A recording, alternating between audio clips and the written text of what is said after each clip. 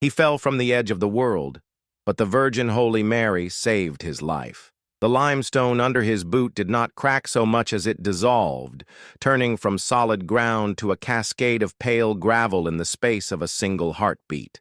The sky did not rush up to meet him. It simply vanished, replaced by a blur of autumn red and rust-brown rock face. The only sound was the wind, a sudden violent roar that filled his ears and stole the air from his lungs. What would you do if the earth gave way beneath your feet? If, for a few terrifying seconds, the only thing holding you was the indifferent air of a 100-foot drop? For Leo, there was no time for a plan, no moment for a prayer he had long since abandoned. There was only the fall, a final silent surrender to the gravity he had been tempting all afternoon. The world became a smear of color and a hollow scream he could not hear. Leo Nowak's life was built on steel and concrete, on the solid, measurable reality of things. As a structural iron worker, he spent his days walking beams hundreds of feet above the streets of Hamilton, Ontario, trusting his balance and the integrity of bolted steel. His body was a tool, hardened by labor, his hands calloused and sure. He understood stress points, load-bearing walls, and the precise torque needed to secure a girder that would hold for a century. His third-floor apartment in a brick walk-up off Barton Street East overlooked the gray expanse of the harbor, a constant panorama of industry. From his window, he could see the skeletal cranes and the hulking silhouettes of cargo ships against a sky often smudged with smoke from the steel mills. The air smelled of metal and Lake Ontario. The place was sparse, the furniture functional, the walls bare except for a single framed photograph on the nightstand that he kept turned to the wall. The room was as hard and empty as the space he now kept inside his chest. Each morning began before dawn with the ritual of black coffee, the scrape of a fork on a plate, and the heavy thud of his work boots on the worn floorboards. He moved with a deliberate economy, a man conserving energy for a long, hard day. He never turned on the radio. Silence was his companion, a thick, heavy blanket that muffled the city's hum and his own thoughts. He drove his pickup truck through the awakening city, past the grand stone facade of the Cathedral Basilica of Christ the King on King Street West, its spires reaching for a heaven he no longer acknowledged. He'd take the long way to job sites to avoid the smaller, more humble profile of St. Patrick's Roman Catholic Church, a place of red brick and memory. Seeing it felt like a pressure behind his ribs, a physical ache he had no name for.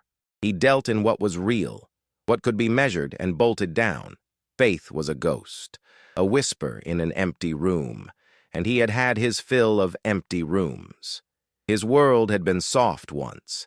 It had been filled with the scent of garlic and basil from a small kitchen, the sound of laughter that echoed in the narrow hallway of their first apartment near Gage Park in Hamilton, Ontario. It had been the warmth of Maria's hand in his as they walked through the stalls of the Hamilton Farmers Market on a Saturday morning, her eyes bright as she picked out vegetables for their dinner. Her name was a prayer he had said 1,000 times, a melody that had structured his days. Then came the fluorescent lights of St. Joseph's Healthcare Hamilton, the sterile scent of antiseptic, and the quiet, relentless beep of machines. The diagnosis was a foreign language of cells and stages, a vocabulary of decay he could not fight with his hands. He sat for weeks in a worn vinyl chair by her bed, watching the person who was the architecture of his life slowly deconstruct. He watched the light fade from her eyes, the strength leave her hands, the color drain from her face until she was as pale as the sheets she lay on. He remembered the weight of the silence in the room after the machines were turned off. It was a physical presence, heavier than any steel beam he had ever lifted.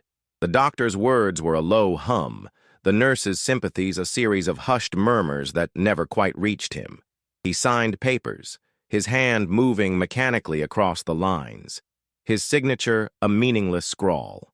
He walked out of the hospital into a gray afternoon, the city noise muted and distant, as if he were underwater.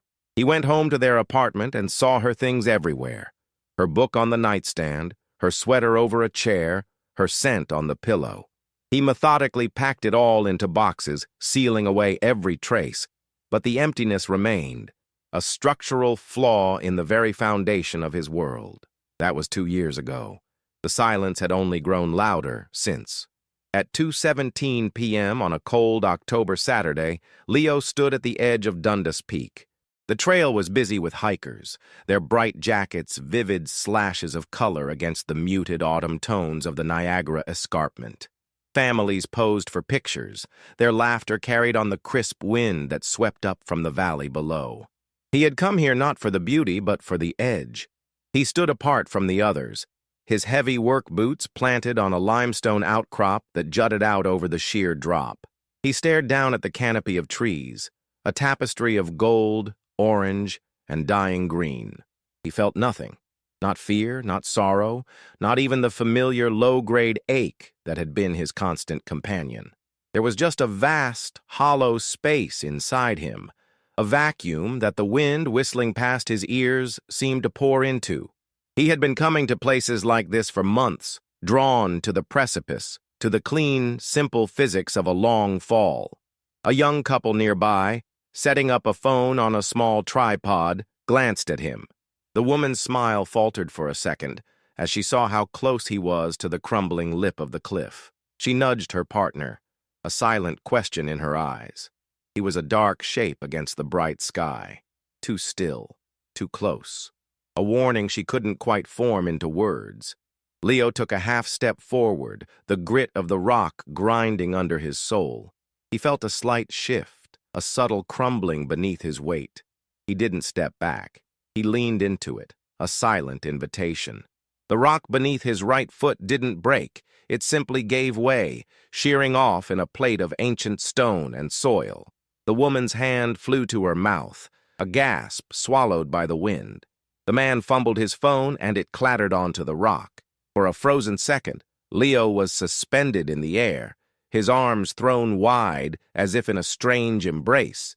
Then he was gone, a downward plummet, his dark jacket shrinking against the gray rock face until he disappeared into the trees below. The only thing left behind was the sound of the wind and the small shower of dust and pebbles settling into silence.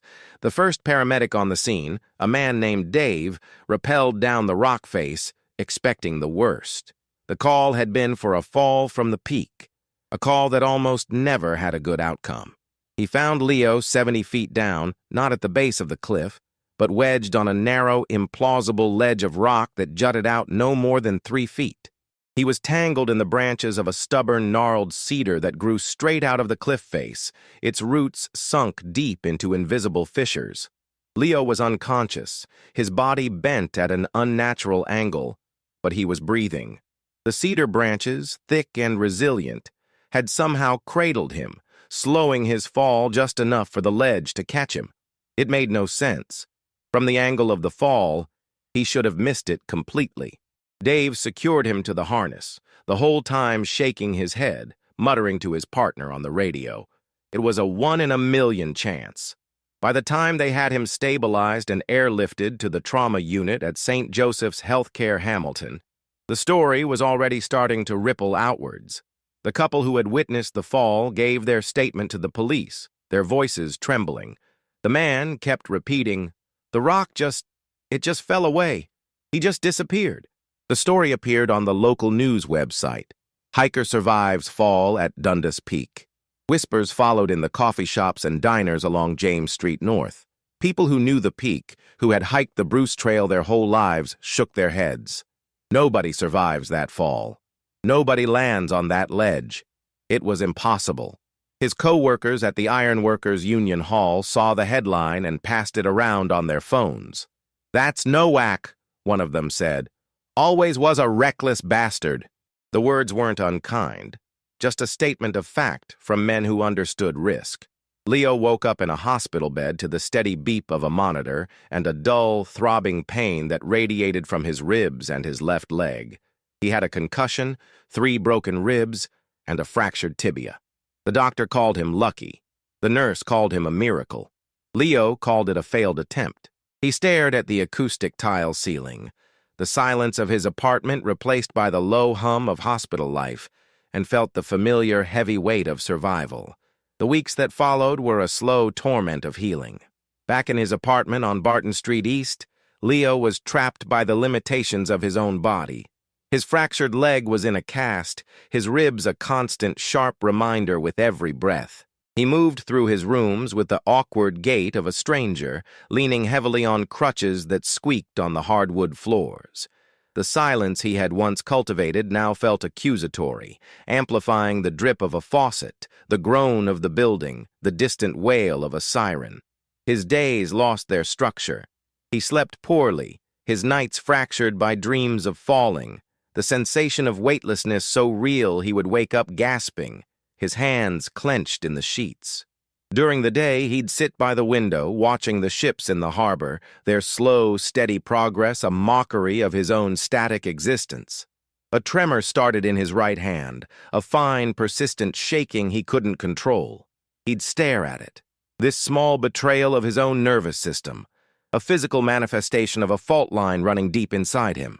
His foreman called once. "Heard you had a tumble," he said, his voice gruff with concern. "When you're back on your feet, the job's here."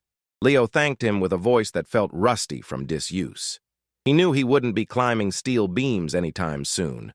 The thought of height now brought a sour taste to his mouth, a tightness in his chest that had nothing to do with his broken ribs. He had lost his nerve. He had lost the one thing that made him who he was. He tried to rationalize the fall, a freak accident, a lucky break. The cedar tree, the ledge, it was just a random alignment of geology and botany. He repeated these words to himself, a litany of logic against the unsettling feeling that it was something more, but the explanation felt thin, a flimsy covering over a deep, resonant mystery. Why had he survived? The question was a constant, low hum beneath the surface of his thoughts, a pressure building behind the wall of his denial. One night, he couldn't sleep. The pain in his leg was a hot, sharp pulse, and the city outside was restless. He hobbled to the kitchen for a glass of water, the time on the microwave showing 3:03 a.m. As he stood at the sink, a change occurred. The relentless hum of the city, the traffic on the distant highway, the clanging from the port, faded away. A profound silence descended on the apartment, so deep and complete it felt like a pressure in his ears. The air grew still. Then, a scent. It wasn't the familiar smell of industry and lake water. It was the rich, unmistakable fragrance of roses, fresh and dewy, as if 1,000 blossoms had just opened in the room. He turned, his heart hammering against his healing ribs. A soft light began to gather in the corner of the living room, a gentle, luminous glow the color of a twilight sky, pulsing with a soft, blue-white energy. It did not cast shadows. It seemed to absorb them. Leo stood frozen, the glass of water trembling in his hand. He saw no figure, no face, but he felt a presence. It was a feeling of immense, patient sorrow, a grief that was not his alone, but seemed to encompass all the grief in the world. It was not a judgmental presence, but a deeply compassionate one, and in its light, his own anger and bitterness felt small and brittle. The blue light intensified for a moment, and in that silent, fragrant air, he felt a single, unspoken thought settle into his mind. You are not alone. Across the street, an elderly woman named Mrs. Gonsalves, unable to sleep, was tending to her window box of late-blooming geraniums. She glanced up at Leo's apartment, as she often did, worried about the quiet man who lived alone. She saw the light in his window, not the usual yellow lamp glow, but a strange, beautiful, deep blue light that filled the entire room. She watched it for a long minute, a soft, ethereal pulse in the dark building. At that same moment, the old bronze bell at St. Patrick's Roman Catholic Church, 5 blocks away, tolled a single, clear note that rang out in the pre-dawn stillness. The light faded. The scent of roses dissipated.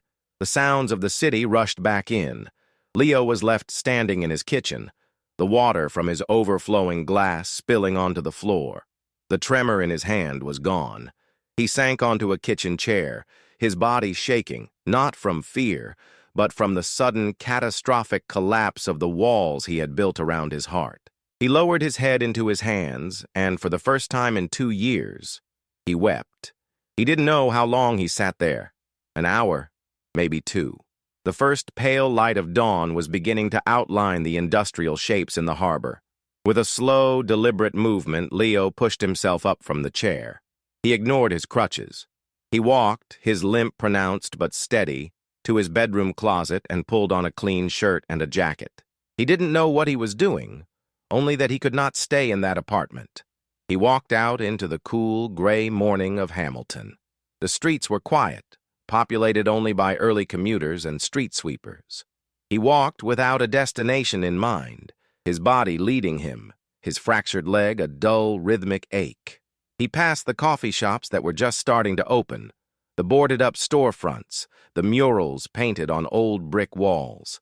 His path took him west, through the sleeping neighborhoods, until he found himself standing across the street from the red brick facade of St. Patrick's Roman Catholic Church, the church his wife had loved, the church where they were married, the church he hadn't been able to look at for 2 years. He crossed the street and walked onto the grounds. The main doors were locked, solid and imposing.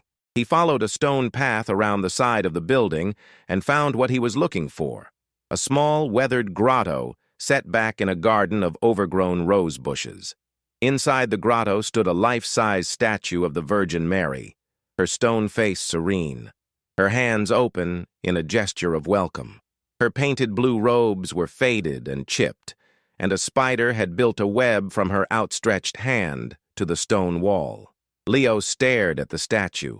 It was just stone and paint, a relic from a life he had discarded. But in the faint morning light he saw the same patient sorrow he had felt in his apartment, the same compassionate gaze. He felt the weight of his own bitterness, a heavy, useless burden. Slowly, painfully, he lowered himself onto his knees on the cold, damp ground before the grotto. His bad leg protested with a sharp spike of pain, but he ignored it. He didn't know any prayers. The words were gone, lost in years of neglect. So he acted. He reached out with his steady hand and gently brushed the spiderweb from the statue's fingers. He saw a tangle of weeds growing at the base of the pedestal, choking out a few struggling pansies. He began to pull them, one by one, his calloused fingers sinking into the cold soil. It was a small, simple act. He was not asking for forgiveness. He was not looking for a sign. He was just tending the garden. The ripple began with Mrs. Gonsalves. Later that morning, unsettled and moved by the blue light she had seen, she walked the 5 blocks to St. Patrick's. She brought a small potted chrysanthemum from her own window box. She saw the freshly weeded soil at the base of the grotto and the clean-swept stone around it.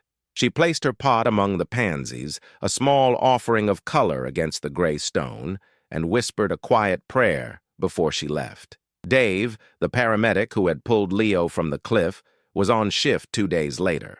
He and his partner responded to a call for a man who had collapsed on a bench in Sam Lawrence Park, overlooking the city. The man was homeless, his breathing shallow. As Dave worked, he felt a renewed sense of calm purpose, a clarity he hadn't felt in years. He saw not just a patient, but a person, and he spoke to him with a gentle kindness that seemed to reach the man through his fog of illness. He thought of the impossible rescue at the peak, of the man who should have been dead, and it felt less like a fluke and more like a promise. A teenager who lived near Dundas Peak had read the initial news story about Leo's fall and the follow-up pieces that called his survival a miracle. It stuck with him. He usually spent his Saturdays playing video games, but the next weekend, he looked up local volunteer opportunities. He signed up for a shift serving meals at the Good Shepherd Center on King Street West in Hamilton. He felt a strange pull to do something, to be part of something that wasn't about himself. He ladled soup into bowls for the men and women who came in from the cold, and for the first time, he saw the face of his city in a new way. Leo's new life was quiet. He didn't stand on a corner and preach. He didn't tell his story to everyone he met. His mission was one of small, tangible acts. When his leg healed enough, He went back to St. Patrick's and asked the parish priest if he could tend to the grotto garden. The old priest, a man with kind eyes, simply nodded and handed him a pair of gardening gloves. Leo spent hours there each week, trimming the rose bushes, planting new flowers, and wiping the dust from the face of the stone Madonna. He started attending the early morning mass, sitting in the back pew not out of obligation, but for the quiet and the sense of peace. People from the parish began to notice the man who tended the garden with such care. Some had heard the story of the fall. They would approach him cautiously, not with questions, but with their own burdens.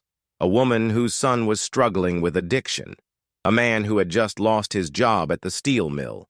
Leo didn't offer advice or platitudes. He just listened.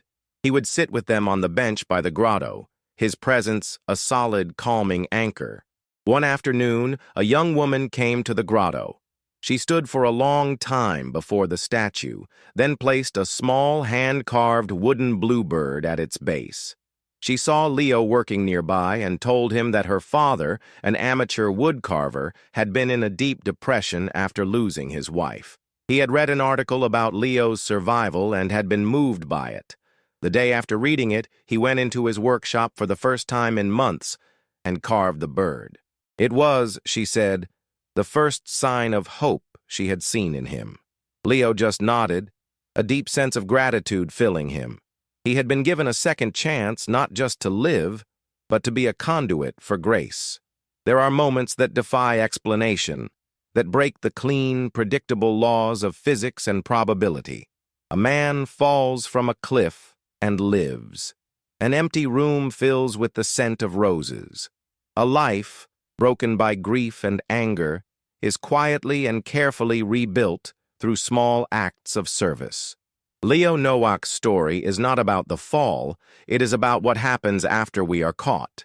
It teaches us that grace can find us at our lowest point, at the very edge of the abyss, and that a heart can be mended not with grand gestures, but with the simple, humble act of tending a garden. If this story touched you, like the video, subscribe to, and share it with someone who needs hope today. Tell us your moment of unexpected grace in the comments.